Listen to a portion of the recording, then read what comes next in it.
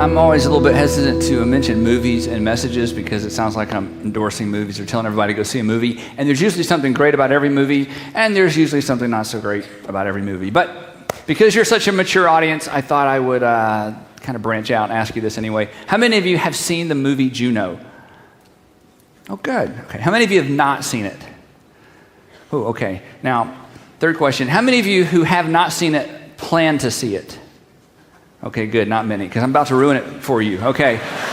Just wanted to make sure how many emails I'll get, movie spoiled. Anyway, this won't ruin it. This will make you want to see the movie. It's the story, as you probably know, even if you haven't seen it, about a teenage girl who gets pregnant.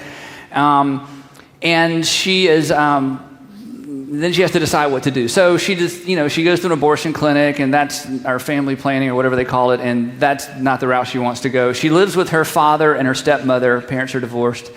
And in a kind of middle class, not so wonderful neighborhood environment. She decides to keep the baby. She decides to have the baby and to give it up for adoption. And then so she meets this couple, and then the couple, she finds out that they're having trouble. So her relationship with this guy who wasn't really a boyfriend is kind of a disaster. Her parents' marriage, we don't know much about it, it's kind of been a disaster. Now there's this couple who is going to adopt her baby, and their marriage or relationship's kind of a disaster. And so there's this tender conversation about 2/3 of the way through the movie with her dad, and I'll actually watch the movie on the treadmill. It's not a great treadmill movie because nothing explodes or blows up or anything, so it's a lot of conversation, No need for surround sound with Juno. But she has this conversation with her dad, and in the movie, her dad is wonderful. He just, it's a movie, so when she tells her dad she's pregnant, you're thinking, oh my gosh, here it comes. But he's great. And so they have this very tender conversation, and in the conversation, she asks a question that I think is so profound that it just, I just stopped. I thought, that is a great question. And the context from which she asked it makes it a great question, but I think it's a question every single adult or every single college student, and probably not high school student, from college on, all of us have either asked this question or we're going to ask this question, and you may not ask it the way that Juno asked it, but I just think this is a profoundly important question that sort of sits on the surface of our culture every single day for most of us. And here's the question. She asked it in two different ways, and we're going to put this up on the screen. Here's what she said. She's talking to her dad, it's just the two of them. She says, I guess I wonder sometimes if people ever stay together for good, like people in love. Did she ask it this way? Dad, I just need to know that it's possible for two people to stay happy together forever. I just need to know, is it possible for two people to stay happy together forever? In other words, Dad, I'm looking around and it didn't work out for you and Mom. Dad, I'm looking around and here's this couple, it ain't working for them. It's not working for me. I look around and I'm just wondering, am I kidding myself? Am I shooting for something that's, no one ever reaches? Is it even possible? Should I even set my mind to finding someone and being in love and staying happy together forever, Dad? Is it even possible? I think for all of us at some juncture in our lives, we ask that question. And it's such a fascinating question because in spite of what you've seen, and probably most of what you've seen relationally would lead you to say, I don't know if it's possible. In spite of the state of your current marriage, in spite of what you experienced in your previous marriage, in spite of what you saw happen with your parents' marriage, in spite of what you see in culture, in spite of the divorce rate, all the stuff that would, make us say, I don't think it's possible, I don't think it's possible, I don't see it happening, I don't know any good examples of that or very many good examples in our generation. In spite of that, there's something in you and there's something in me that would still say, it's possible. And not only do we think it's possible, you think and I think it's possible for us. We think it's possible. That in spite of how bad things have been for you, or in spite of what you see happening in culture, you still hold out a glimmer of hope that, maybe someday, some way in my current relationship or a future relationship, I'm going to meet somebody and we're going to fall in love and we're going to stay in love and we're going to go out together. I mean, our last dates, may both be on walkers and we may be going down the hall to the place where everybody eats at the nursing home, but baby, we're sitting next to each other and we're holding hands. They may be shaking, but we are holding hands and people are going to look at us and go, wow, Look how old they are, and they're still in love. And you think that might be a possibility for you in spite of what culture says and in spite of what we've experienced. And you know what I think that is? And this, I don't have a verse for this. This is just my opinion. I think that's a little bit of the image of God in you and the image of God in me. That, yeah, I got 4 good friends or 5 good buddies, or, I got some tennis partners, and I've got some friends, and I've got some, family. But there's something in me and there's something in you probably that would love to find that one someone special that, there's an intimacy level, there's a communication level, there's a I know you and you know me, and even as we get old, and even as our bodies change, and even as the world changes around us, and even though you're not the richest or the cutest or the prettiest or the most talented, and even there, I can be tempted to compare, there's just a thing. And we're gonna finish together. So your answer to the Juno question is, yeah, I think it's possible. But yeah, even though it's possible, I don't think it's probable. I think it's possible, and I even think it's possible for me. But will it happen? I hope so. I think it could. But I don't know. Now, we need to spend about 10 seconds talking about falling in love, and that's all it really requires is 10 seconds. Because the only requirement for falling in love is a pulse, right?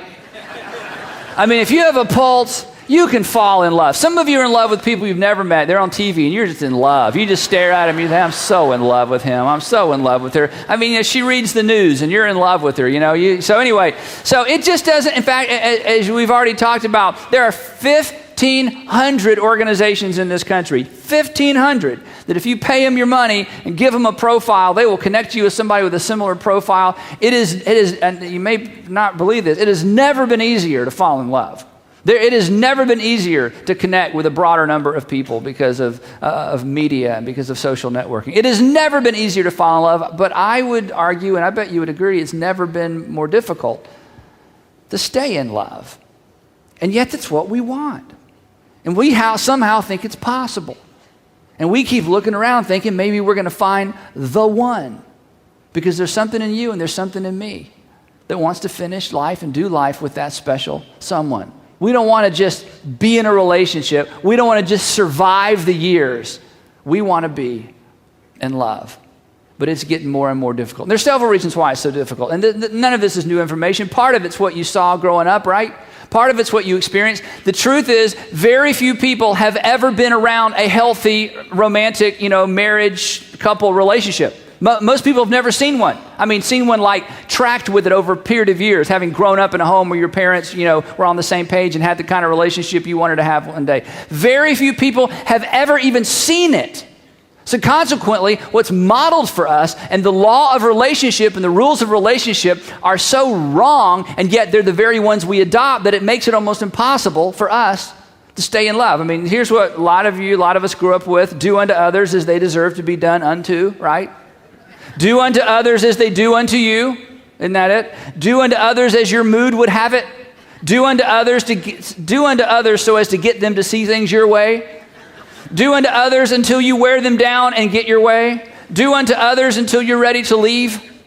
As you think about the relationships you've tracked with either your friends in the office or your cousins or maybe even your parents, or, when we look at relationships, people may stay together, but they're not in love, you assume. They're not what you want. They're just kind of surviving if they even stay together at all. So consequently, because of what most of us see growing up and what most of us have had modeled for us, we're just completely ill-equipped. We've never seen one.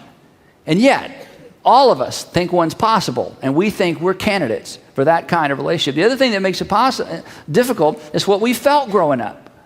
Now, a bunch of smart guys got together, men and women actually, and they came up with a list. This is kind of overwhelming. A list of what it takes for a child to grow up in a very, very nurturing environment and to leave adolescence and to be equipped to engage in healthy relationships in the future. In other words, here's what it would take to be fully emotionally, and in 2 weeks we're going to talk about emotions specifically, so hang in there.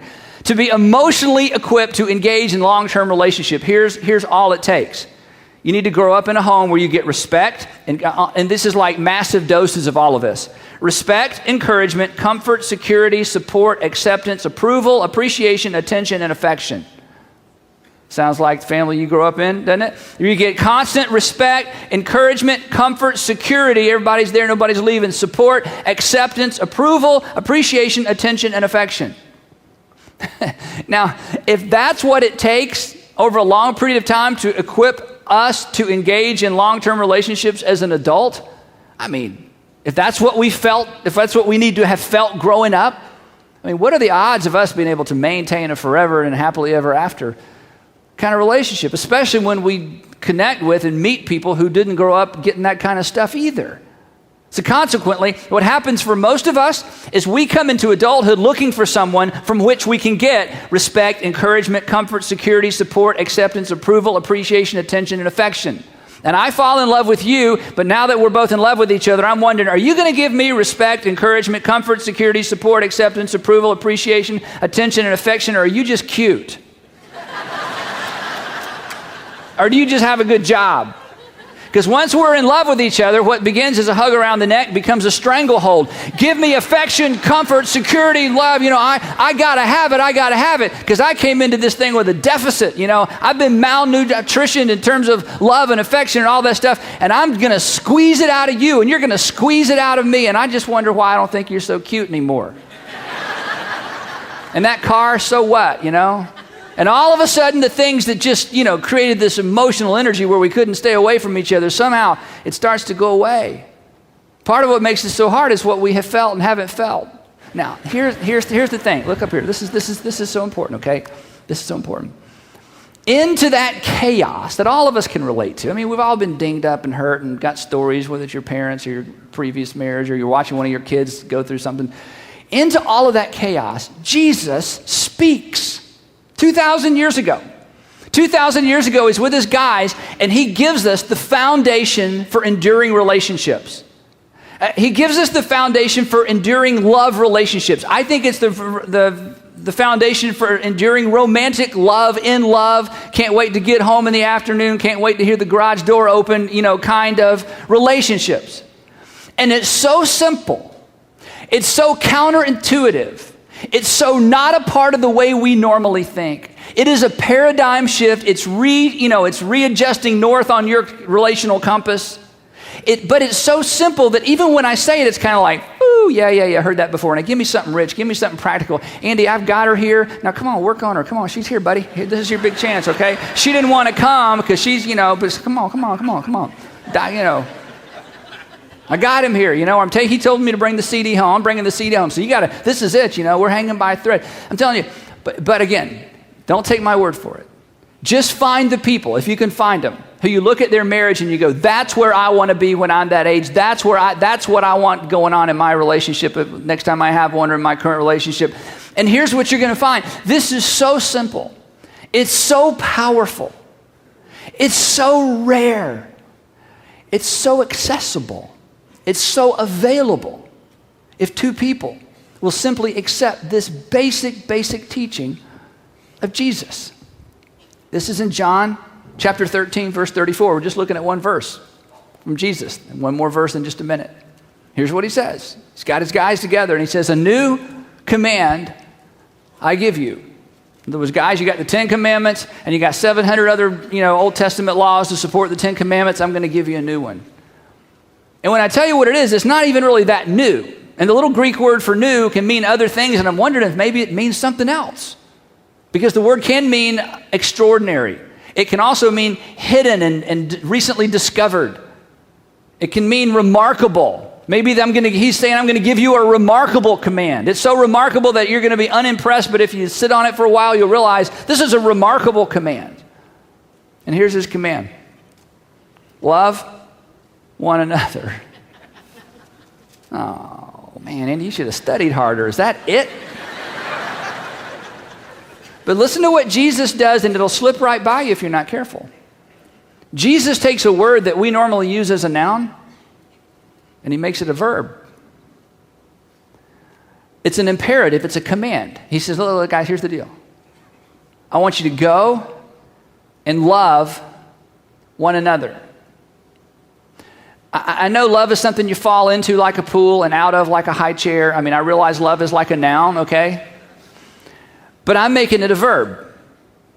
I want you to love one another, which means Jesus would not have been a very good marriage counselor, probably, a relationship counselor, a couple counselor, because you'd have gone to him and said, she does this and she does that and she does this and she does that. And Jesus would look at you and say, well, are you loving her? Well, I used to. No, you don't used to. You used to noun. You don't used to verb. Are you loving her? Well, so here's what I want y'all to do. I'm going to fix your relationship. I want you and I want y'all to go home and I want you to love each other. But we don't love each other. Well, you ought to. You're married. But we don't. No. You're confusing noun and verb. You're saying you're not feeling it. I want to help you feel it. You got to do it and then you feel it. You see, your relationship started off feeling it, And then the feeling went away and you're trying to get the feeling back and you're thinking the only way to get the feeling back is to meet somebody new, because let's see, when did I feel the most in love? Oh, when I met that new person. I think I'll go meet a new person to get the feeling back. Jesus says, no, here's how it works.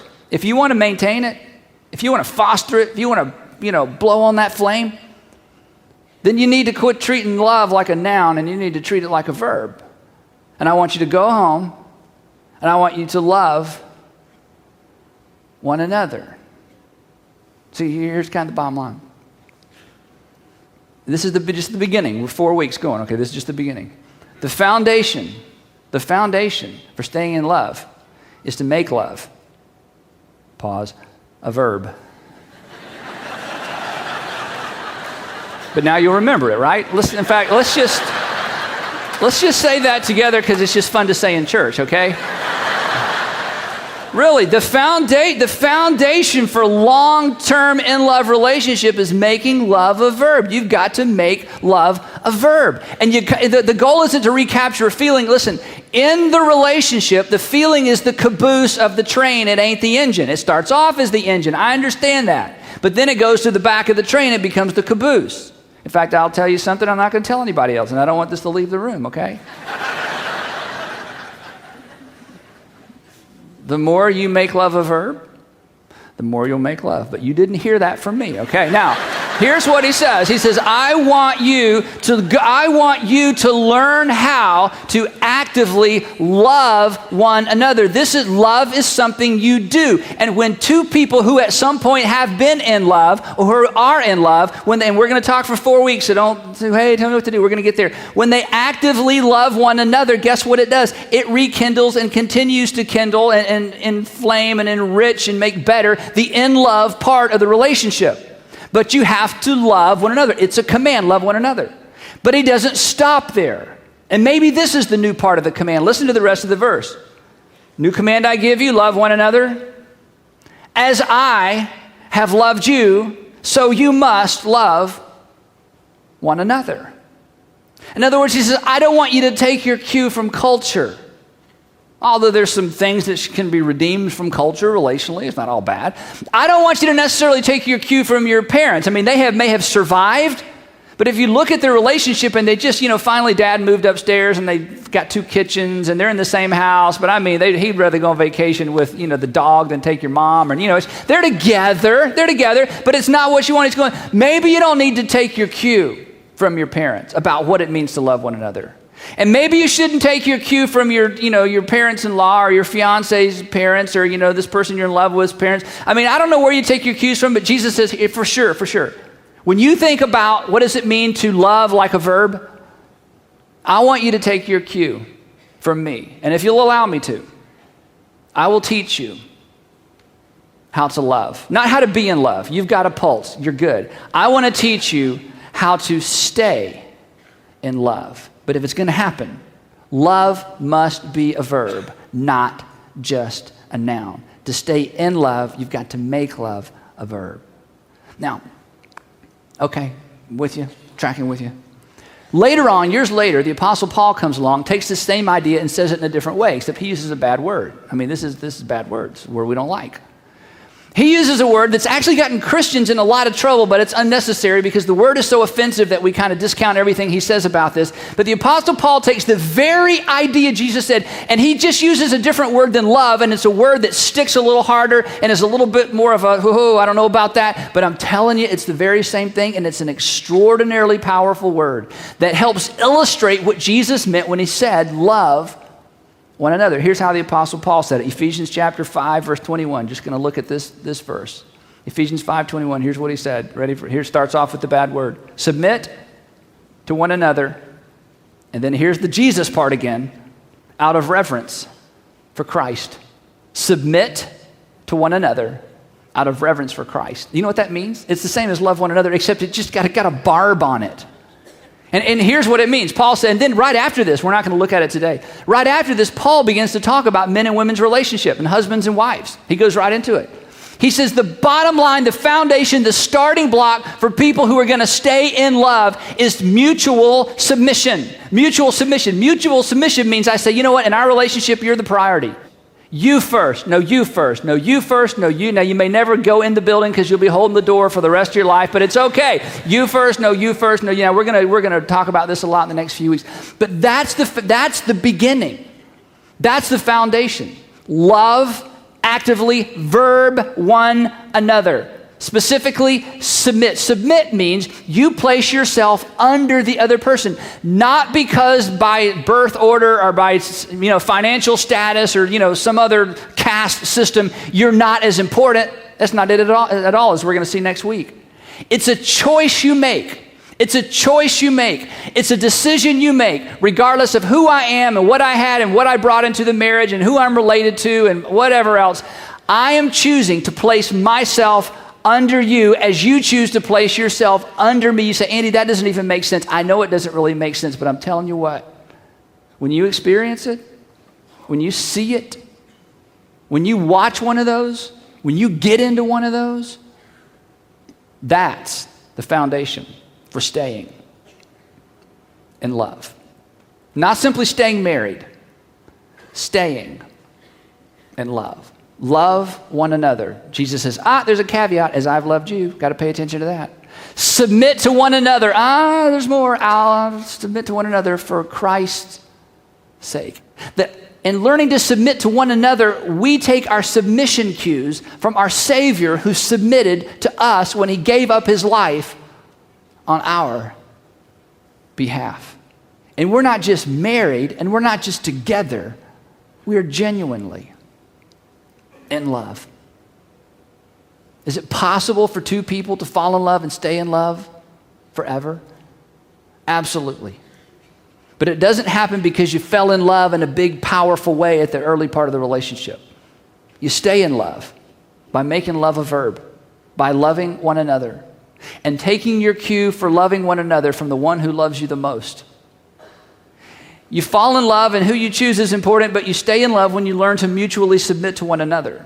When you every single day, not because of a big emotional thing that happened early in the relationship, but every single day you decide, and every single day he or she decides, you know what, today she's first, today he's first, today she's first, today he's first, today they're the priority, today they're the priority, today they're the priority, every single day. And when you do, that thing that's so wonderful about meeting and falling in love can be maintained. In fact, I'll just tell you, it can even get better. I tell Sandra all the time, I would marry you again. I would just marry you faster next time.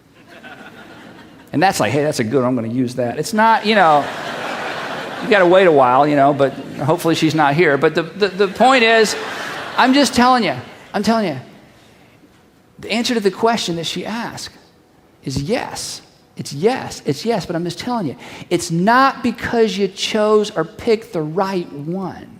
It's because once you picked somebody, chose somebody, allowed yourself to fall in love with somebody, you did the right things. And the right thing is you choose every single day to love that person. Love is a verb. You make love a verb. You make love a verb. You make love a verb. And it looks like saying you first, no you first, no you first, no you first, no you first.